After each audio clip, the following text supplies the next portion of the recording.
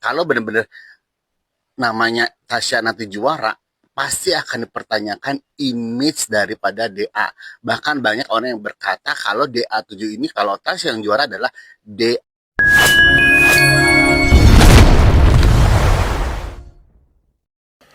Assalamualaikum warahmatullahi wabarakatuh. Ketemu lagi di siang kali ini. Apa kabarnya teman-teman dimanapun Anda berada? Semoga sehat selalu ya. Oke. Di video kali ini yaitu masih terkait dengan di Akademi 7 Indosiar ya.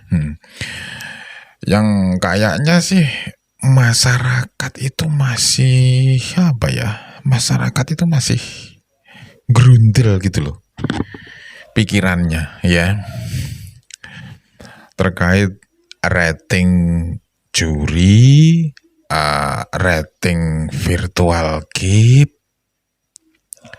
dan kayaknya itu semacam Indosiar itu gugup gitu loh menghadapi masyarakat. Suatu misal yang juara satu biasa-biasa saja, yang juara lainnya malah bersinar, iya kan? Yang nggak juara satu itu malah malah bersinar. Oke, kalau gitu agar lebih jelasnya kita coba dengerin atau kita coba tonton video ini ya dalam anggapan masyarakat. April bagus, tapi yang benar-benar berjuang Valen dan Tasya. April selalu zona aman. Hah? Zona aman? Maksudnya gimana, Kak? Yang dimaksud oleh kakak zona aman itu seperti apa? Tolong jelasin, biar saya paham. Karena selama ini, anak-anak DA termasuk April, kalau nyanyi itu harus bagus. Otomatis keluar dari zona aman. Stage act harus bagus, attitude harus bagus, penguasaan materi nyanyi harus bagus, koreografi harus bagus, belum lagi ditambah harus mengeluarkan cengkok-cengkok yang baru ya. Itu membuktikan keluar dari zona aman, termasuk April. Bahkan April kalau misalkan bernyanyi berdinamika, dinamikanya bagus. Kemudian nada-nada tinggi dilibas, dihajar, dar der dor. Itu mampu dilakukan sama April. Nah, sekarang apakah kakak bisa nyanyi seperti April? Buktikan. Nah, gua pengen ngetes nih di akun gua nih, ya. Coba lu ketik siapa yang pantas jadi pemenang di antara tiga ini, ya. Soalnya begini, katanya kan ada yang bilang gaib goib lah, terus beruntung dibantu sama orang-orang tajir, umpamanya. Ya, ini gue coba netral sini, coba lu pilih komentar yang paling banyak, berarti itu pemenang ya enggak? Tapi ya untuk besok-besok mah DA8 jangan pakai lagi, cari pemenang dari GIP. Apa gunanya juri bayar mahal-mahal, ya enggak? Mendingan lu kasih anak yatim duitnya, usah palanya berkah, kan begitu. Buat apa di juri kalau nyari pemenang dari GIP? Ya, tapi kita nggak boleh salahin peserta.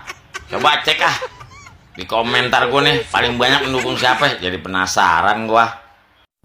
Assalamualaikum warahmatullahi wabarakatuh. Aduh, ngelanjutin video aku yang kemarin ya guys. Jadi si Tasya itu produk gagal atau produk uji cobanya Indosiar atau sistem virtual gift-nya Indosiar. Kita bahas ya. Jadi Indosiar itu awalnya memang bikin kompetisi dangdut ya. Anak-anaknya luar biasa semua yang udah dijaring, diambil dari daerah tuh luar biasa semua, sampai akhirnya terjadilah di akhir kompetisi itu ada yang namanya virtual gift. Nah, ini yang dianggap oleh masyarakat itu jadi nggak fair ya. Banyak yang nganggap nggak fair karena yang akhirnya masuk pada grand final itu ada 2 orang ya, cewek sama cowok itu dianggap jomplang gitu, kualitasnya jomplang, dan yang satunya tuh udah bener-bener mendapatkan hati di masyarakat. Aku nggak perlu sebut orangnya, itu udah mendapatkan hati di masyarakat. Sedangkan yang satunya dinilai tidak layak untuk masuk di grand final ya, dan akhirnya malah justru dia yang jadi pemenang. Itu yang bikin Indosiar ini keluar dari esensi pencarian bakat penyanyi dangdut itu loh, menurut banyak masyarakat di luar sana. Nah, akhirnya ini jadi masalah di masyarakat nih yang pro banyak yang pro-nya malah justru ke yang nggak juara gitu loh ya. Jadi awalnya tuh ya udahlah ya, udah diterima, udah selesai kompetisinya, udah ketemu juaranya gitu. Jadi masyarakat ya udah gitu, udah terserah gitu. Tapi masyarakatnya ini ternyata tuh karena saking cintanya sama yang nggak juara ini, jadi banyak yang diundang lah, banyak diajak collab segala macam. Nah yang juara satu nih kurang bersinar gitu. Akhirnya mungkin terciptalah acara kemarin itu gitu, isinya mungkin kalau acaranya memang udah ada dari sebelum-sebelumnya ya, aku juga nggak ngikutin sih, tapi isi dari acaranya itu seolah-olah nonjolin si yang juara satu itu supaya dilihat oleh masyarakat gitu loh. Terus isinya juga kurang menarik lah gitu. Nah, aku tuh yang menjadi bahan pertanyaan ya, Indosiar ini sebenarnya memikirkan nggak akhir dari acara itu, plus minus dari sistem virtual gift-nya itu. Karena gini, kalau aku lihat ya, after sales-nya, after DA-nya selesai itu, Indosiar tuh kayak gugup gitu loh ngadepin marahnya si masyarakat ini yang nggak terima sama yang juara ini, tuh kayak mereka tuh nggak siap gitu loh. Akhirnya bikin acara isinya malah blunder gitu loh. Kalau menurut kalian gimana? Sistemnya di Academy ini bagusan SMS, virtual gift, atau murni juri, atau SMS campur itu penilaian juri kayak zaman-zaman dulu gitu. Coba di kolom komentar kita diskusi ya. Nah, ini ada yang komen, sependapat Bang, jelas ini persaingan bisnis secara rating Indosiar ini nomor 1. Jadi ada oknum luar Indosiar yang bakal memenangkan yang kualitasnya rendah, sehingga image Indosiar akan jelek. Ini benar banget, udah saya bilang, udah saya jelaskan bahwa adanya virtual gift The Sultan buat Tasya ini benar-benar pure, bukan permainan Indosiar. Masih banyak kalian yang komen ini adalah permainan Indosiar. Bahkan banyak yang bikin status yang dibilangnya adalah stop kirim virtual gift buat Valen, karena ini ada permainan Indosiar untuk mengeruk namanya kekayaan atau mengeruk pendukung-pendukungnya Valen. Menurut saya ini tidak ada permainan dari Indosiar. Sekarang kita berpikir lagi secara logika. Buat apa Indosiar mensupport Tasya? Apa untungnya buat Indosiar? Apa feedbacknya buat Indosiar? Yang ada menurut saya, kalau benar-benar Indosiar mendukung Tasya, yang ada merugikan Indosiar. Pertama, image DA ini di Academy itu akan jelek. Kalau benar-benar namanya Tasya nanti juara, pasti akan dipertanyakan image daripada DA. Bahkan banyak orang yang berkata kalau DA7 ini, kalau Tasya yang juara adalah DA7 tergagal. Siapa yang rugi? Indosiar yang akan rugi. Namanya akan rugi. Yang kedua, Pak Indosiar juga rugi membuang orang-orang yang berkualitas. Kalau memang benar-benar Indosiar ingin mendukung, mensupport Tasya, nah kenapa dari awal tidak disupport? Tasya ini kita flashback balik ya, kita review ke belakang.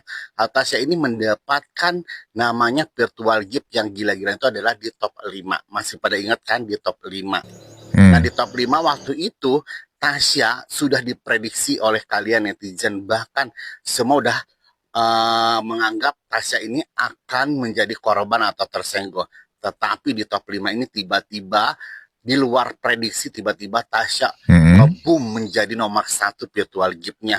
Dan saat itu Mila melakukan kesalahan, akhirnya Mila yang tersenggol. Nah di top keempat Tasya juga sudah diprediksikan akan tersenggol. Sudah namanya inceran Dewan Juri untuk tersenggol. Tasya penampilannya selalu banyak koreksi, selalu banyak catatan, selalu banyak masukan. Sudah diprediksikan. Dan Dewan Juri pun pasti sudah berpikir kalau di top 4 ini Tasya virtual gift-nya nggak mungkin nomor 1 lagi. Paling cuma hoki aja, seperti waktu pernah Mila kejadian, pernah Mutia kejadian, kan cuma sekali ngebum, setelah itu tidak. Tetapi di luar dugaan, Tasya kembali nomor 1. Ingat kan? Sampai akhirnya di top 4 resort itu diloloskan semua. Benar kan? Karena memang Dewan Juri nggak siap waktu itu. Udah tujuannya itu adalah untuk menyenggol Tasya, tapi ternyata Tasya nomor 1. Sedangkan skemanya Indosiar itu adalah top 3 adalah Arbil, April, dan Valen. Makanya mereka loloskan dan diulanglah di resort kedua. Tujuannya apa? Karena benar-benar mereka emang mau menyenggol Tasya gitu loh. Makanya kalau kalian berpikir Indosiar membantu Tasya, justru Indosiar itu pada saat itu udah memprediksikan Tasya yang akan disenggol. Karena yang layak masuk 3 besar itu adalah April, Arbil, dan Palen. Kenapa? Valen. Karena orang 3 inilah yang bisa menaikkan rating, yang bisa membuat DA ini image-nya semakin bagus dan ratingnya semakin tinggi. Tetapi pada saat result show pertama Tasya ngebum lagi nomor 1, akhirnya gagal rencananya. Makanya rencana itu kembali diulang lagi di result show kedua, gak ada yang lolos. Nah, pada saat Tasya ngebum, pihak Indosiar dan pihak Dewan Juri sudah bersepakat kalau memang Tasya ngebum lagi, mau gak mau kita akan serahkan keputusan itu dari virtual gift. Nah, makanya di result show kedua Arbil terendah, makanya Arbil lah yang tersenggol. Nah, dari sini Indosiar sudah langsung angkat tangan.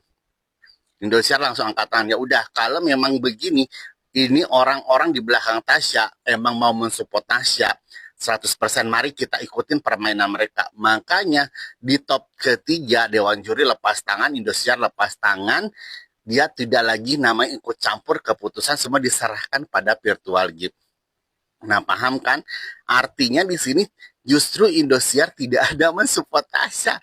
Justru Indosiar ini sebenarnya rugi besar kalau mensupport Tasya. Karena orang-orang yang dia harusnya masuk 3 besar, yang skemanya dia itu adalah 3 besarnya April, Arbil, dan Palen, dan grand finalnya April sama Palen, semua gagal gara-gara orang-orang di belakangnya Tasya atau Sultan Tasya. Nah, sebenarnya apa tujuannya? Tujuannya apa orang-orang di belakang Tasya? Ya seperti yang komen tadi ada komen ke PT saya, yaitu ini adalah persaingan bisnis. Ini adalah persaingan antara televisi satu dengan yang lainnya. Selama DA7 muncul, Indosiar menjadi salah satu TV nomor 1 dan DA7 adalah acara nomor 1. Sinetron aja nggak bisa ngalahin DA7. Ratingnya semakin hari semakin meningkat, share-nya semakin meningkat, TVR-nya semakin meningkat, yang membuat acara-acara TV lain atau stasiun TV lain itu menjadi kebanting atau drop ratingnya.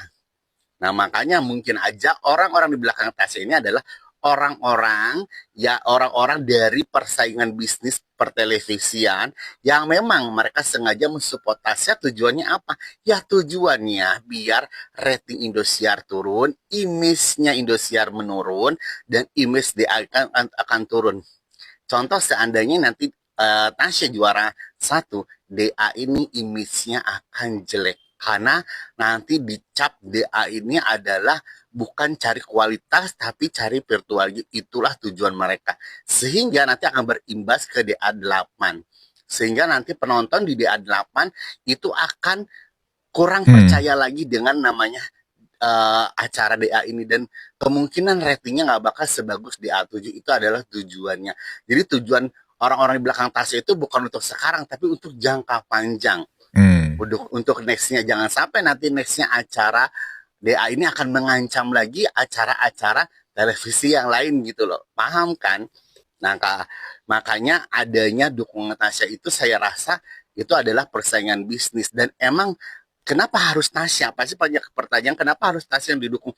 Ya karena Tasya ini kurang menjual di DA ini, sehingga kalau Tasya yang menang, yang seperti yang saya bilang, rating juga nggak bakal terlalu bagus. Emang rating masih stabil, tapi nggak bakal sebagus kalau seandainya yang di Grand Final itu Mila, April, atau Arbil. Mungkin akan lebih bagus ratingnya ketimbang yang sekarang Tasya. Dan kalau misalkan Tasya menang, yang seperti saya bilang, kepercayaan masyarakat akan menurun. Makanya gila-gilaan Sultan itu ngedukung Tasya. Kenapa mereka memberikan The Sultan tanpa menyebut brandnya, menyebut apa? Karena memang mereka tujuannya bukan untuk cari brand, tujuannya untuk menjatuhkan image-nya Indosiar dan image-nya acara DA ini. Oke, kalian paham ya? Oke, assalamualaikum warahmatullahi wabarakatuh.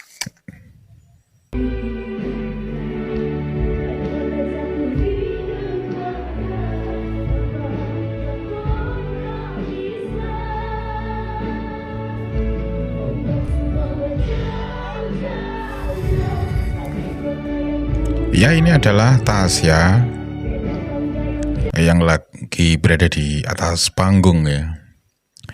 Tapi kalau itu memang benar seperti itu, masalah image, masalah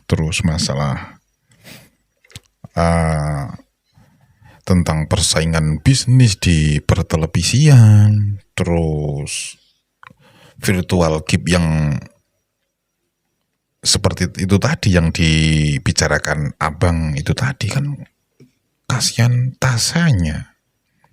Kenapa kasihan Tasyanya? Bukan saya membela Tasya, tapi coba kita pikir ya, ujung-ujungnya kan Tasya dihujat masyarakat, ya kan? Kayak selentingan yang akhir-akhir ini bermunculan, kan Tasya yang dihujat. Tadi abangnya bilang kalau Tasya adalah produk uji coba virtual gift. Wah, aduh, parah ini. Teman, oke, terima kasih ya sudah menonton. Sehat selalu untuk semuanya. Kita ketemu lagi di video mendatang. Selamat siang dan assalamualaikum warahmatullahi wabarakatuh.